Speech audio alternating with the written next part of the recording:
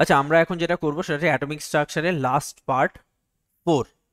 ঠিক আছে, তো আমরা আগে মোটামুটি যতটা অ্যাটমিক স্ট্রাকচারের হার্ডকোর কনসেপ্ট রয়েছে সবটা আমরা কমপ্লিট করেছি। জাস্ট এখন ছোট্ট কয়েকটা ছোট ছোট কনসেপ্ট রয়েছে, সেইগুলোকে আমরা এই পার্টে কমপ্লিট করব। যেমন তোমার এখানে বলছে electron configuration and valence shell electron. আচ্ছা, electron configuration and valence shell electron মানে দেখো লিটারালি আমরা আগে যে কনসেপ্টগুলো শিখেছি সেগুলো পুরো ভুলে যাও। এবার তুমি চলে যাও সেই ছোটোবেলার ক্লাস 9-10-এর যে কনসেপ্ট সেটাই। যে ধরো আমরা যদি বলি একটা পরমাণুর এটা হচ্ছে তার নিউক্লিয়াস, তার নিউক্লিয়াসের চারপাশে কি রয়েছে, বিভিন্ন কক্ষপথ রয়েছে, K L M N O P. ঠিক আছে, তো মনে করো এটা একটা অ্যাটম, এটা হচ্ছে তার পজিটিভলি চার্জ নিউক্লিয়াস। তার বাইরে প্রথম কক্ষপথে কে তে দুটো রয়েছে, তারপরে 1 2 3 4 5 6 7 8টা রয়েছে, আর লাস্ট কক্ষপথে তোমার দুটো রয়েছে। তো এরপরে ধরো কোনো কক্ষপথ তোমার থাকলেও সেখানে কোনো ইলেকট্রন নেই। ঠিক আছে, তার মানে আমি কি বলবো, আমি এটাই বলবো যে কোনো অ্যাটমের কোনো অ্যাটমের যেটাই লাস্ট শেল, যেটাই লাস্ট শেল, কোনো অ্যাটমের যেটাই লাস্ট শেল, তাকে আমরা কি বলি, তাকে আমরা বলি ভ্যালেন্স শেল। কি বললাম, যদি কোনো অ্যাটমের যেটাই লাস্ট শেল তাকে আমরা কি বলি, ভ্যালেন্স শেল, ভ্যালেন্স শেল। ঠিক আছে, আর লাস্ট শেলের ইলেকট্রনকে আমরা কি বলি, valence shell electron, valence shell electron. এই সেল মানে এই সেল নয়, শেল, ভ্যালেন্স শেল ইলেকট্রন। ঠিক আছে, কি বললাম তাহলে, কোনো অ্যাটমের লাস্ট কক্ষপথকে বলি আমরা ভ্যালেন্স শেল, আর ভ্যালেন্স শেলে যে ইলেকট্রনগুলো থাকে তাকে আমরা বলি ভ্যালেন্স শেল ইলেকট্রন। ঠিক আছে, তাহলে ধরো যার অ্যাটমিক নাম্বার 17, তার আমরা ছোটবেলার কনসেপ্টে চলে যাচ্ছি, 1:2:2 যাচ্ছি না। তো তুমি যদি 1:2:2 যাও তাতেও কোনো প্রবলেম নেই, বাট তাতে কঠিন হয়ে যাবে জিনিসটা, যতটা সিম্পলি ভাবা যায়। 17 মানে 2 8 7, আর তুমি যদি 17-র ইলেকট্রন কনফিগারেশন আব্বাউ প্রিন্সিপাল অনুযায়ী করো, 1s2 2s2 2p6 3s2 3p5, তাহলে দেখো আলটিমেটলি এটা হচ্ছে 1 নাম্বার শেল কে শেল, এটা হচ্ছে এল শেল, এটা এম শেল। তাহলে দেখো, তাহলে এম শেলে দুটো অরবাইটালস রয়েছে 3s 3p, তাহলে দুটোকে যোগ করো, টোটাল ইলেকট্রন কত, 7টা। এখানে দেখো এল এ কত রয়েছে, 2s অ্যান্ড 2p, টোটাল দুটোকে যোগ করো 8টা, আর এই দুটো, তাহলে 2 8 7, যেটাকে আমরা ইজিলি এইভাবেও ক্যালকুলেশন করতে পারি। আবার আব্বাও দিয়েও করতে পারো, কিন্তু আব্বাও এখানে দরকার লাগে না। তো 2 8 7 19 যার রয়েছে, আমরা চেষ্টা করব 8 8 করে এগোনোর, 8 8 8 করে লাস্টে যেটা পড়ে থাকবে সেটাই। তাহলে আমরা নর্মাল ক্যালকুলেশনটা কি হবে, 19 নাম্বারে দেখো 2 8 8 1, কেন, 8 8 16 17 18 2 1। ঠিক আছে, তাহলে 8 8 16 17 18 19, 29 যদি হয় 2 8 18। দেখো এটাই মাথায় রাখবে সবসময় যে আমরা আগে দেখেছি যে 8 হচ্ছে তোমার মোটামুটি নিয়ন অবধি, হিলিয়াম নিয়ন আর্গন অবধি 8-এর ক্যালকুলেশন হয়। এরপরে সেলগুলো বড় হয়ে যায় বলে 18টা অবধি ইলেকট্রন ধরতে পারে। যেমন তোমাকে যদি আমি আগের পার্টে চলে যাই, একদম বেসিক পার্টে, তোমার সমারফিল্ড ম্যাক্সওয়েলের পার্টে, তাহলে তুমি বুঝতে পারবে। দেখো এম শেলে ম্যাক্সিমাম কত ইলেকট্রন ধরে, 18টা। কে শেলে ম্যাক্সিমাম 2টো ইলেকট্রন ধরে, এল শেলে ম্যাক্সিমাম 18টা ইলেকট্রন ধরে, এম শেলে 8টা, এম শেলে 18টা, এন শেলে 32টা।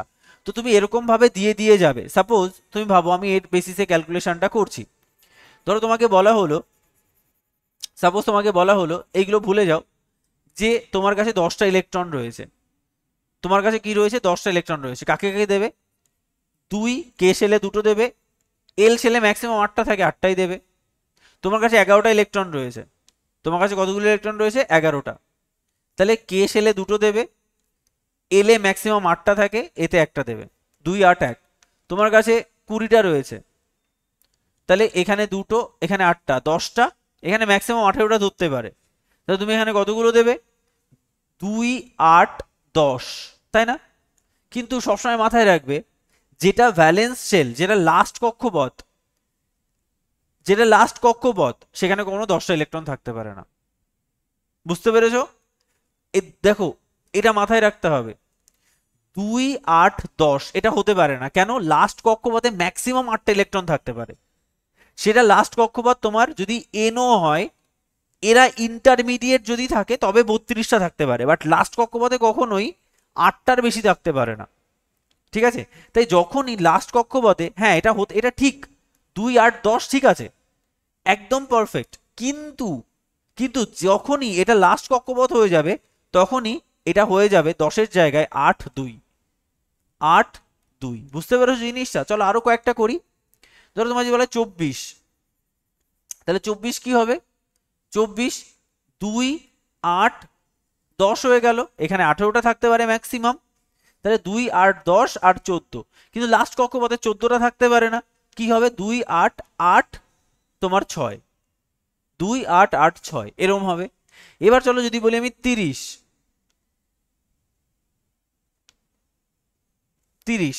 ঠিক আছে, তাহলে কি হবে? 2 8 কত হয়েছে? 10টা 28 2, কোনো প্রবলেম নেই। 2 8 18, সরি 28 বলছি, 2 8 18 2, 2 8 18 2। কেন? কারণ যদি এগুলো ইন্টারমিডিয়েট স্টেজ হয় তাহলে সে 18টা থাকতে পারে, কিন্তু এটা যদি লাস্ট কক্ষপথ হয়, লাস্ট কক্ষপথে কখনোই 8-এর বেশি থাকতে পারে না। বোঝা গেল? তাই 29 যখন তুমি ক্যালকুলেটটা করেছো, 29 কত করেছো? 2 8 18 1। কেন 1 করেছো, 18 করেছো? কারণ 18টা ম্যাক্সিমাম থাকতে পারে ইন্টারমিডিয়েট স্টেজ বলে। 30 2 8 18 2। ক্লিয়ার? তাহলে একদম সবার কাছে ক্লিয়ার যে আমরা ইলেকট্রন কনফিগারেশন কি করে করছি? বারবার রেকর্ডিং দেখে নাও, বোঝা যাবে। তাহলে লাস্ট কক্ষপথে যে ইলেকট্রনগুলো রয়েছে তাকে আমরা বলি ভ্যালেন্স শেল ইলেকট্রন। তাহলে বলো, এর ভ্যালেন্স শেল ইলেকট্রন কত? 7টা। এর ভ্যালেন্স শেল ইলেকট্রন কত? একটা। এর ভ্যালেন্স শেল ইলেকট্রন কত? একটা। এর ভ্যালেন্স শেল ইলেকট্রন কত? দুটো। ক্লিয়ার? তাহলে আমি ভ্যালেন্স শেল ইলেকট্রন জেনে গেলাম যে কাকে আমরা ভ্যালেন্স শেল ইলেকট্রন বলি। ইলেকট্রন কনফিগারেশন কি করে করতে হয় সেটাও শিখে গেলাম আমি, নর্মাল ওয়েতে, আব্বাউ প্রিন্সিপাল দিয়ে নয়। এবার হচ্ছে এলিমেন্ট দু রকমের হয়, একটা মেটাল, একটা নন মেটাল। আচ্ছা, মেটালের ভ্যালেন্স সেল ইলেকট্রন জেনারেলি 1 2 3, একটা থাকতে পারে লাস্ট কক্ষপথে, দুটো থাকতে পারে বা তিনটে থাকতে পারে। তাই দেখো, লাস্ট কক্ষপথে যখনই একটা বা দুটো বা তিনটে ইলেকট্রন থাকবে, মানে ভ্যালেন্স শেলে যদি ম্যাক্সিমাম তিনটে ইলেকট্রন থাকে বা তার কম থাকে, তখন তাকে আমরা বলবো মেটাল। আর নন মেটাল হচ্ছে যদি ভ্যালেন্স শেলে 5টা 6টা 7টা ইলেকট্রন থাকে, মানে 5টা থাকতে পারে, 6টা থাকতে পারে, 7টা থাকতে পারে। ঠিক আছে? তাই দেখো, এই মেটাল জেনারেলি কি চায়? মেটাল সবসময় চায় সুস্থিত সুস্থিত নিউক্লিয়াস। নন মেটালও চায় সুস্থিত নিউক্লিয়াস, মানে লাস্ট কক্ষপথে 8টা ইলেকট্রন এরা রাখতে চায়। লাস্ট কক্ষপথে 8টা ইলেকট্রন এরা রাখতে চায়। ক্লিয়ার? তাহলে তুমি ভাবো, এই যে তুমি মেটালের ক্ষেত্রে ধরো আমি ক্যালসিয়ামের কথা বলছি, ক্যালসিয়াম, তাহলে ক্যালসিয়ামের ইলেকট্রন বিন্যাস কি হবে? 2 8 8 2। দেখো, 2 8 8 2, তো লাস্ট কক্ষপথে 8টা নেই তো।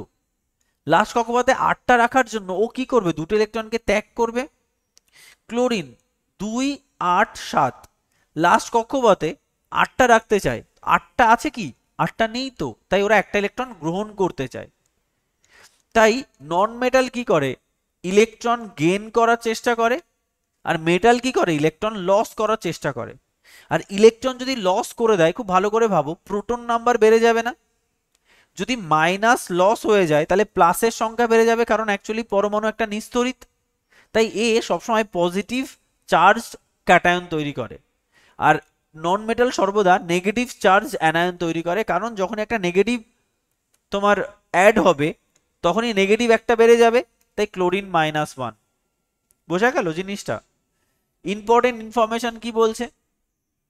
The element having valential electron চার, দে ডু নট, আচ্ছা important information, the element having valential electron চার, তাহলে যাদের চার রয়েছে ভ্যালেন্স, তাহলে তুমি দেখো একটা জিনিস আমরা এখানে দেখলাম, আমরা 1 দেখলাম, 2 দেখলাম, 3 দেখলাম, 5 দেখলাম, 6 দেখলাম, 7 দেখলাম, তাহলে মাঝে একটা 4ও তো ভ্যালেন্স শেল ইলেকট্রন থাকতে পারে, যেমন কার্বনের ভ্যালেন্স শেল ইলেকট্রন 4।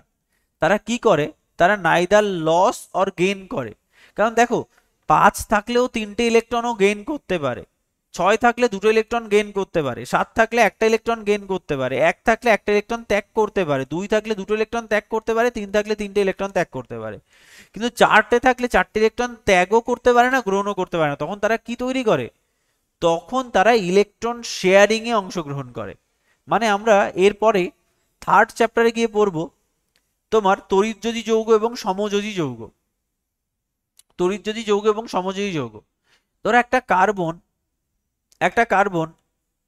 আর একটা অক্সিজেন, এদের মধ্যে যখন লিঙ্ক আপ হবে, অক্সিজেন চাইছে 2টো ইলেকট্রন গ্রহণ করতে, কার্বন চাইছে 2টো ইলেকট্রন 4টে ইলেকট্রন গ্রহণ করতে।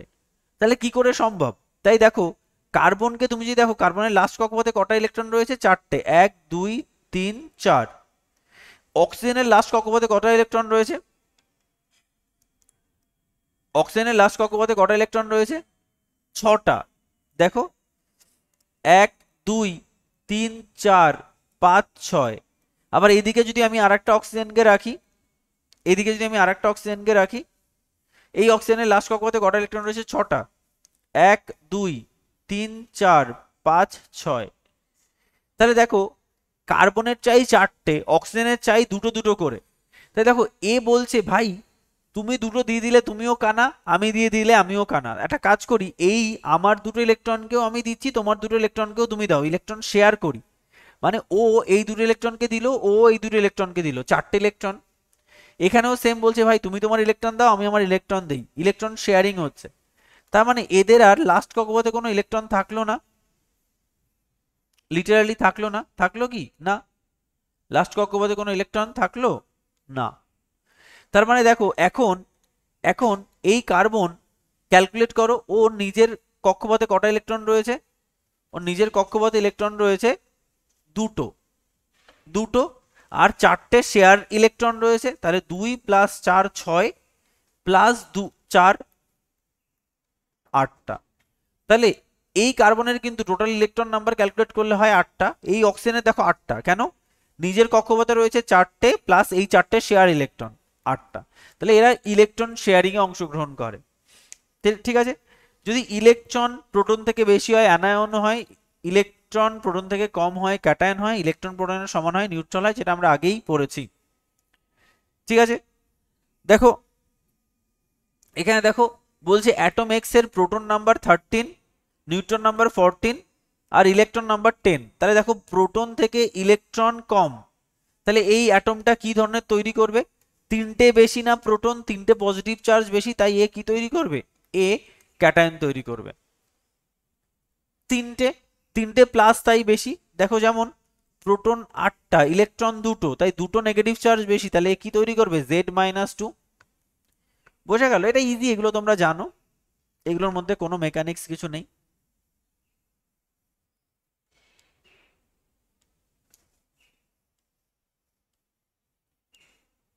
ঠিক আছে, নেক্সট দেখো, নেক্সট আমরা চলে যাচ্ছি অ্যাটমিক ওয়েটে। আচ্ছা অ্যাটমিক ওয়েট কি? জাস্ট অ্যাটমিক ওয়েট একটা কনসেপ্ট, যে একটা অ্যাটমের ওয়েট কিভাবে ক্যালকুলেট করা হয়। বলতে দেখো in modern scale the atomic weight is the weight of atom of an element in comparison with 1/12 the weight of atom of the carbon। এত মাথা খাটানোর দরকার নেই, লিটারালি কোনো একটা এলিমেন্টকে কার্বন স্কেলে অ্যাটমিক ওয়েট ক্যালকুলেট করা হয়। বলা হচ্ছে একটা কার্বন 12 পরমাণুর যা ওয়েট, সেই ওয়েটের 1/12 অংশ, ধরো একটা কার্বন পরমাণুর 12 গ্রাম ওয়েট, ঠিক আছে? বা ধরো তোমাকে আমি যদি বলি একটা কার্বন পরমাণুর 24 গ্রাম ওয়েট, তাহলে তার 1/12 অংশের ওয়েট কত? 12 মানে 2 গ্রাম। এবার দেখতে হবে কোনো একটা ধরো অ্যাটম, তার ওয়েট 16, তাহলে এ এর কত গুণ? 8 টাইমস। তার মানে ওর অ্যাটমিক ওয়েট হচ্ছে 8। বুঝতে পেরেছো জিনিসটা? আবার বলছি, weight of one atom of the element by 1/12 weight of carbon atom 12। তাহলে দেখো আমি বারবার বলছি যে একটা কার্বন অ্যাটমের, সাপোজ আমি তোমাকে বোঝাচ্ছি, ধর একটা কার্বন অ্যাটমের, কার্বন 12 অ্যাটমের ওয়েট কত?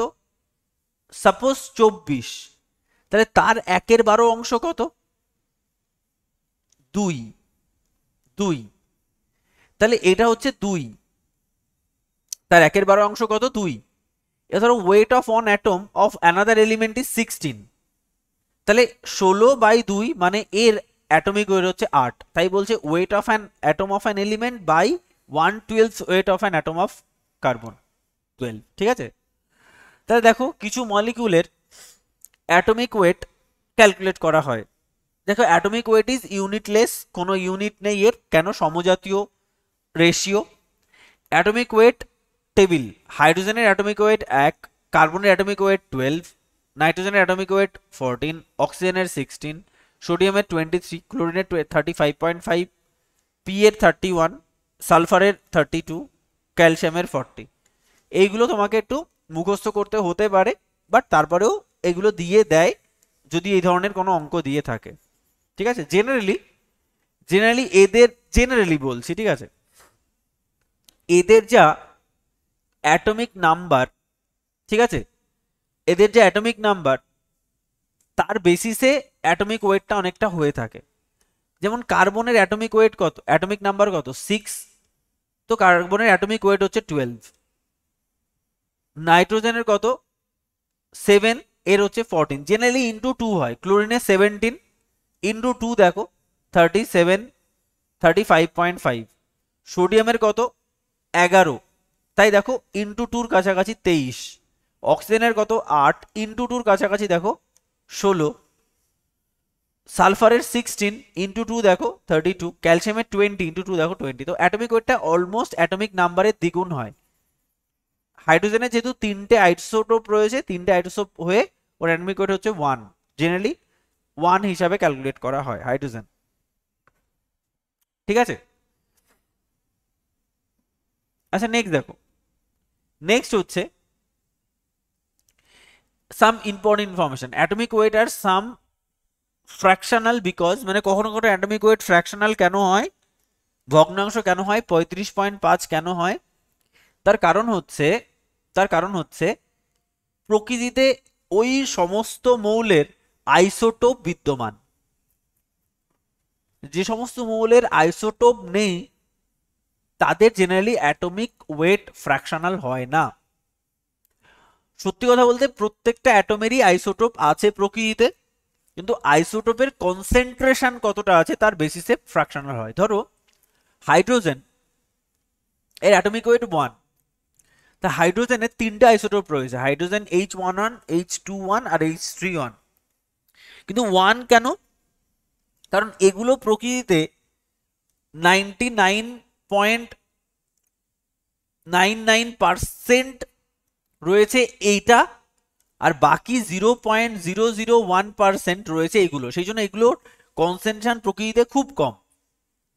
তার জন্য H11, H11 এর অ্যাটমিক ওয়েটটাকেই বিচার করা হয়, H11 এর অ্যাটমিক ওয়েটটাকেই বিচার করা হয়। কিন্তু ক্লোরিনের দুটো আইসোটোপ দেখো 70 এবং 30% রয়েছে, ফলে দুটোকেই বিচার করা হয়, সেই জন্য 35.5 হয়েছে।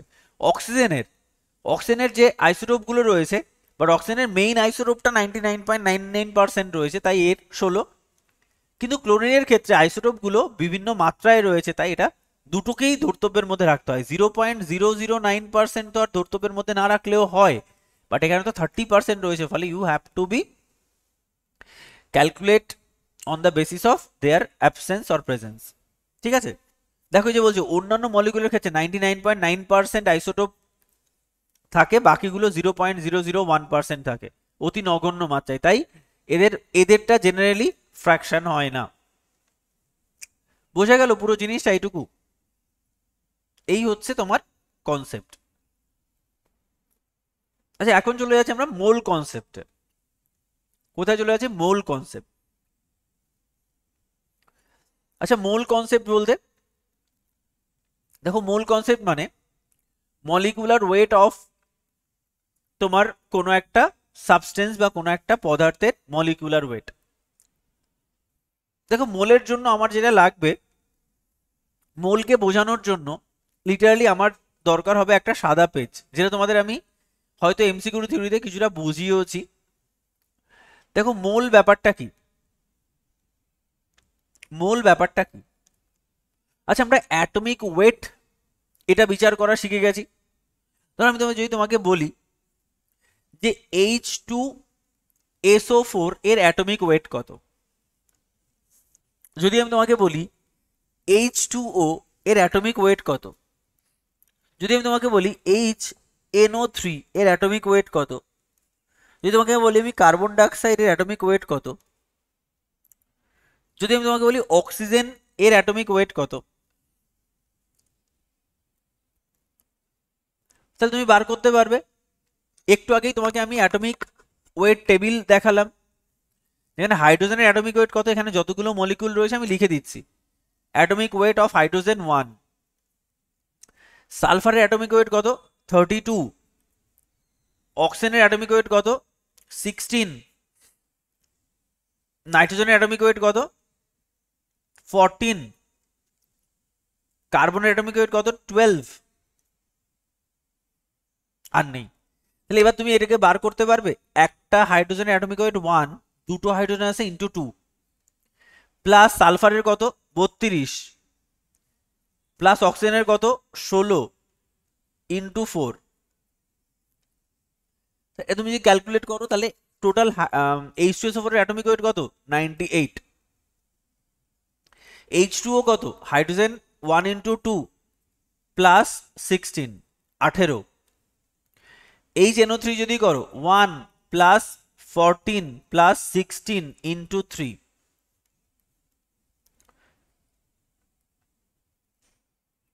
এটা কত হবে? 63 সম্ভবত, যোগ করে দেখো তো। এটা কত হবে? Carbon 12 plus 16 into 3, sorry 16 into 2, এটা হবে 44। অক্সিজেনের কত হবে?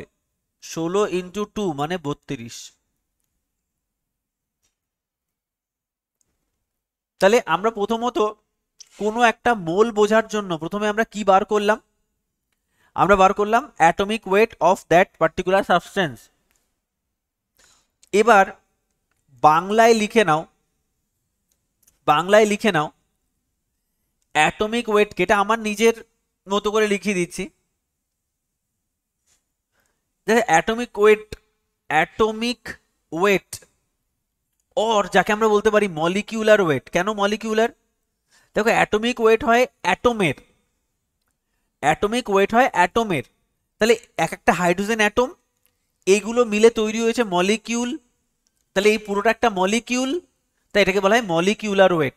কারণ molecular weight is a combination of different atomic weight of constituent molecule. ঠিক আছে, তার মানে ছোট ছোট অ্যাটমের অ্যাটমিক ওয়েট যোগ করে আমরা কোন একটা মলিকিউলের মলিকিউলার ওয়েট পাই। তাহলে মলিকিউলার ওয়েটকে যদি যদি গ্রামে প্রকাশ করা হয়, গ্রামে প্রকাশ করা হয়, তখন তাকে বলে মোল। তাহলে মলিকুলার ওয়েটকে মোল বলা হয় যদি তাকে গ্রামে প্রকাশ করা হয়। ঠিক আছে, বা যাকে বলতে পারো গ্রাম মোল, একে গ্রাম মোলও বলা হয়।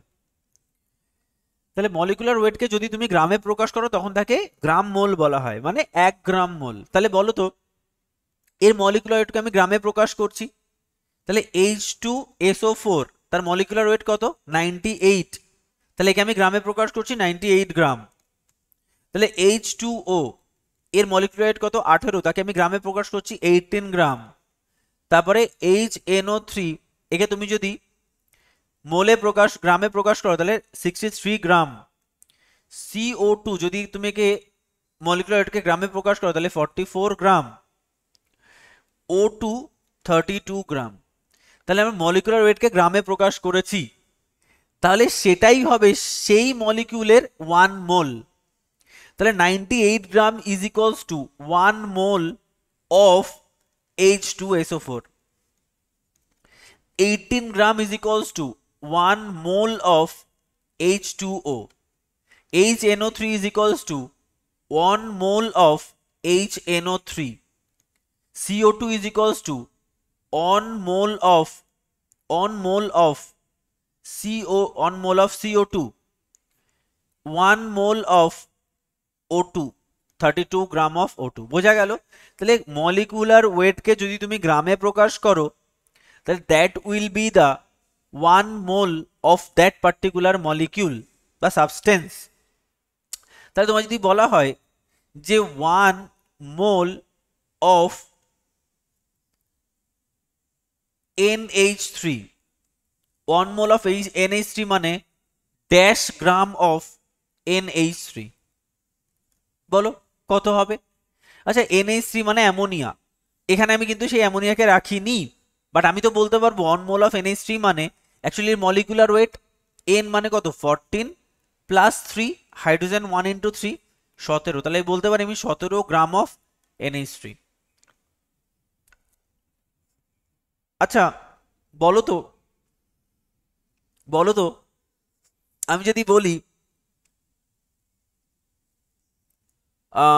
49 গ্রাম H2SO4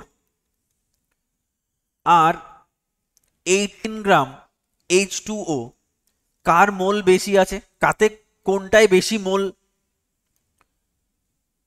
বলতে পারবে? 49 গ্রাম H2SO4 এর আর 18 গ্রাম H2O, কার মোল পরিমাণ বেশি? অ্যান্সার করো।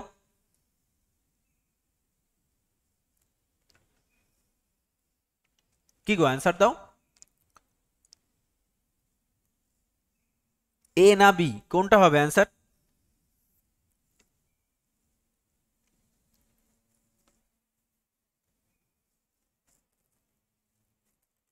সাবনাম এই H2O, বৈশাখী H2O, একদম। কেন? তার কারণ হচ্ছে কখনো বেশি গ্রাম মানেই মোল বেশি এমনটা নয়। 18 গ্রাম H2O মানে 1 মোল, আর 49 গ্রাম H2SO4 মানে হাফ মোল। বোঝা গেল জিনিসটা? তার মানে অ্যাকচুয়ালি মোল বেশি কার এর ক্ষেত্রে। ক্লিয়ার একদম সবার কাছে? আচ্ছা, এবার আমার একটা জিনিস জানতে হবে, এই মোলের সঙ্গে সম্পর্ক কার রয়েছে? আচ্ছা, 1 মোল পরিমাণ যে কোনো পদার্থ তার আয়তন কত? 1 মোল পরিমাণ যে কোনো পদার্থের আয়তন হচ্ছে 22.4 লিটার। 22.4 লিটার মানে তুমি যদি 98 গ্রাম H2SO4 কে একটা পাত্রে রাখো আর 44 গ্রাম CO2 কে একটা পাত্রে রাখো, দুজনই 22.4 লিটার জায়গা দখল করবে, প্রত্যেকেই 22.4 লিটার জায়গা দখল করবে। ক্লিয়ার এইটুকু কনসেপ্ট? প্রত্যেকেই 22.4 লিটার জায়গা দখল করবে। কেন? 1 মোল পরিমাণ সমস্ত পদার্থ বা সমস্ত গ্যাস বলা যায়, অ্যাকচুয়ালি গ্যাস, 1 মোল পরিমাণ যে কোনো গ্যাস 22.4 লিটার জায়গা দখল করে, এবং 1 মোল পরিমাণ সমস্ত গ্যাসে কত মলিকিউল থাকে? 6.023 ইন্টু 10⁻23 সংখ্যক অণু থাকে, মানে অ্যাভোগাড্রো নাম্বার অফ অ্যাটম থাকে। তার মানে আমরা বলতে পারি কোনো পদার্থের 1 মোল মানে তাতে এতগুলো অণু রয়েছে, কোনো পদার্থের 1 মোল মানে তার আয়তন 22.4 লিটার। তার মানে আমি বলতে পারি এটাকে যে 98 গ্রাম H2SO4 এ 22.4 লিটার জায়গা দখল করে এবং এতে অণু আছে 6.023 ইন্টু 10⁻23। আমরা বলতে পারি 44 গ্রাম CO2 22.4 লিটার জায়গা দখল করে, 44 গ্রাম CO2 22.4 লিটার জায়গা দখল করে, এবং যেখানে 6.023 × 10⁻23 সংখ্যক অণু আছে, আমরা বলতে পারি 32 গ্রাম CO2 22.4 লিটার জায়গা দখল করে অ্যান্ড 6.023 × 10⁻23 সংখ্যক অণু আছে। তাহলে আমরা এটা বলতে পারি যে 49 গ্রাম H2SO4 এর কত আয়তন দখল করবে, হাফ মোল, মানে 22.4/2 মানে 11.2 লিটার জায়গা দখল করবে, এবং এতে অণু থাকবে 6.023 × 10⁻23/2, এত সংখ্যক অণু থাকবে। আমরা বলতে পারি 11 গ্রাম CO2 তে কতটা আয়তন দখল করবে, 22.4/4, কেন, 44 গ্রাম, তার 4 ভাগের 1 ভাগই তো 11 গ্রাম, তার মানে এতে কতটা অণু থাকবে, 6.023 × 10⁻23/4, এতগুলো অণু থাকবে। আচ্ছা যদি আমরা বলি ধরো তোমার 3 × 8 = 24,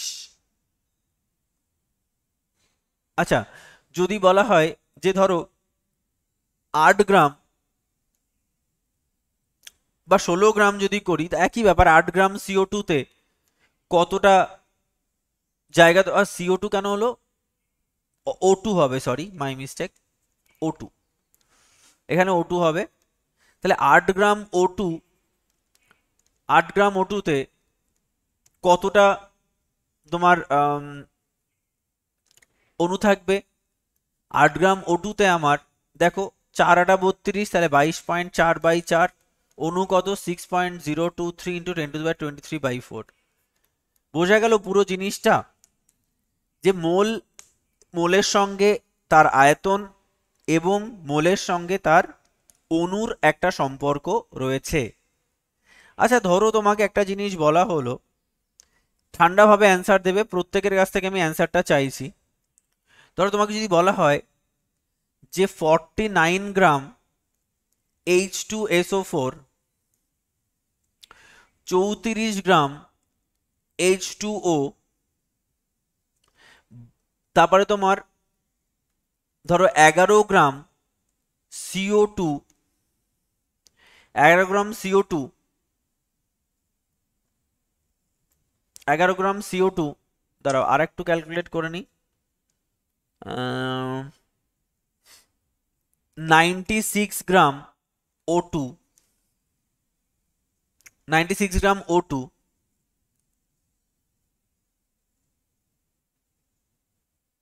তাহলে বলো আর একটা হচ্ছে 21 গ্রাম HNO3। আমাকে বার করতে হবে এর মধ্যে কার আয়তন সব থেকে বেশি, কার মধ্যে সব থেকে বেশি সংখ্যক অণু রয়েছে। চলো আমি করছি, ঠান্ডাভাবে চিন্তা করো। তোমাকে যেটা করতে হবে, তোমাকে মলিকিউলার ওয়েট বার করতে হবে। তোমাকে কি করতে হবে, মলিকিউলার ওয়েট বার করতে হবে, মলিকিউল মোল পরিমাণ বার। আরেকটা জাস্ট বলে দিচ্ছি এর সঙ্গে, তাহলে তোমার সুবিধা হবে।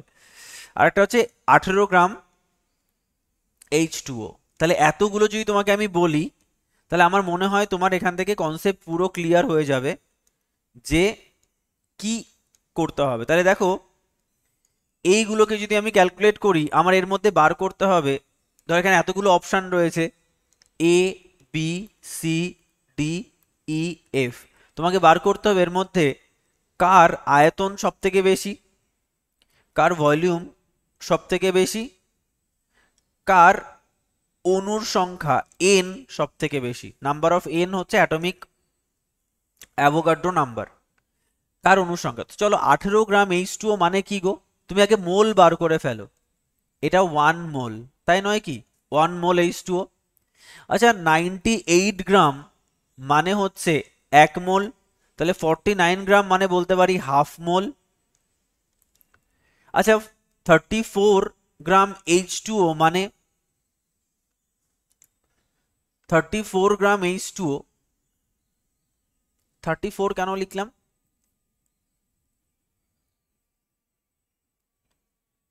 36 হওয়া উচিত ছিল। আচ্ছা ঠিক আছে, এটা 2 গুণ তো এখানে আছে মনে হয়। আচ্ছা এখানে আবার একটু ভুল করলাম। আচ্ছা 36 হবে এখানে, ঠিক আছে।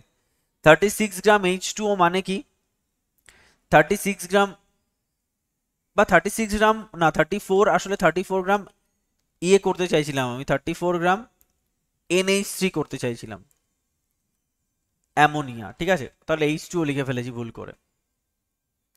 দেখো 34 গ্রাম NH3 মানে অ্যাকচুয়ালি কত গো, 17 গ্রাম NH3 মানে হচ্ছে 1 মোল, 34 গ্রাম NH3 মানে আমরা বলতে পারি 2 মোল। আচ্ছা 11 গ্রাম CO2 মানে আমরা বলতে পারি 1/4 মোল। 96 গ্রাম O2 মানে আমরা কি বলতে পারি, আমরা বলতে পারি 3 মোল, 3 মোল। আর 21 গ্রাম HNO3 মানে 1/3 মোল।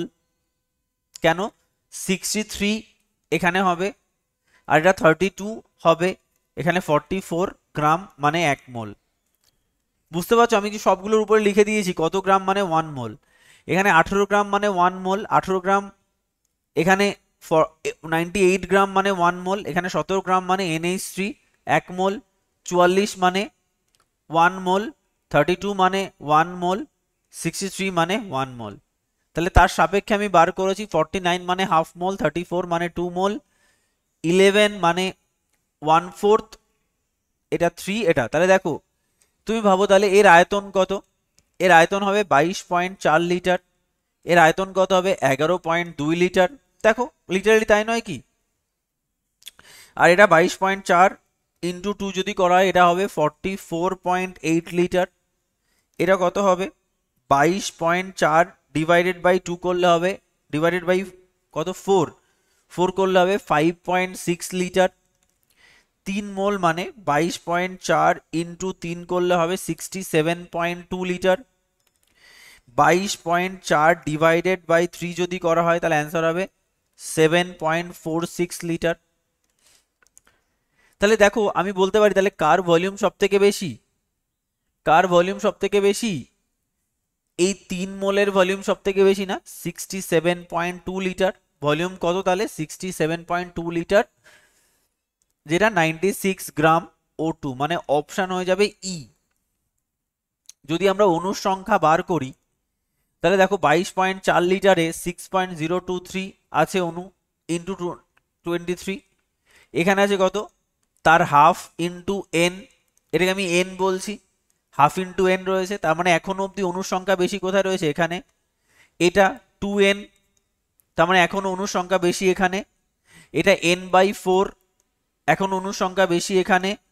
এটা কিন্তু 3n, এখনো অণুর সংখ্যা বেশি এখানে, ঠিক আছে। তাহলে অ্যান্সার কি হবে, অ্যান্সার হবে 96। ওইটা কত, এটা n/3, তাহলে অ্যান্সার কি হবে 96 গ্রাম O2, এটাও অপশন ই হবে।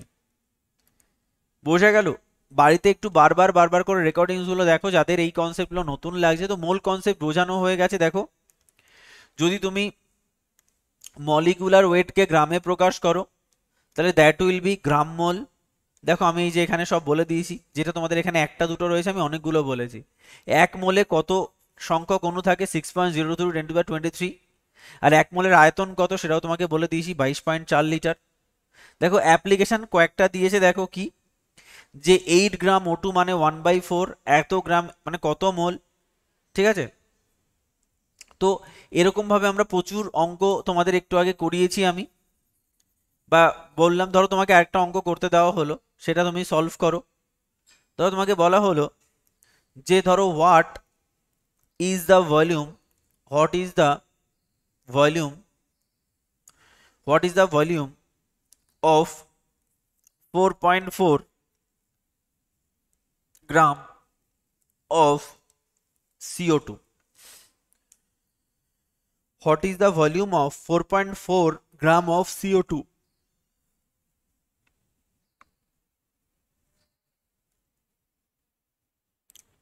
বলো ভলিউম কি হবে, আমরা কি জানি গো, CO2 এর মলিকুলার ওয়েট কত 44 গ্রাম, তাহলে আমরা বলতে পারি 44 গ্রাম CO2 মানে 1 মোল CO2 মানে যার ভলিউম 22.4 লিটার। তাহলে আমি এখান থেকে বলতে পারি যে 2.4 গ্রাম CO2 মানে তার কি হয়ে যাবে, একটা ঘরে দিয়ে 2.24 লিটারের অ্যান্সার হবে না এর ভলিউম? তাহলে এর ভলিউম কি হবে, 2.24 লিটার। ঠিক আছে, এরকম ভাবে তোমাদের অনেক অঙ্কই আমরা করেছি। ভেরি গুড রাজু, 2.24 একদম পারফেক্ট। তার মানে এটা তোমরা ইজিলি করতে পারবে, খুব সহজভাবেই করতে পারবে, ইজিলি করতে পারবে। তো তোমাদের কাজ কি, তোমাদের কাজ হচ্ছে এটাকে একটু ভালো করে পড়া, যদি কোনো অসুবিধা হয় আমাকে নেক্সট দিন জানানো। আমাদের কিন্তু অ্যাটমিক স্ট্রাকচার চ্যাপ্টার কমপ্লিট হয়ে গেল। ক্লিয়ার? সব থেকে বড় টপিক ছিল যেটা আমরা 4টে ক্লাসে কমপ্লিট করলাম, 4টে ক্লাসে কমপ্লিট করলাম। ঠিক আছে, চলো তাহলে আমরা রেকর্ডিংস অফ করে দিচ্ছি।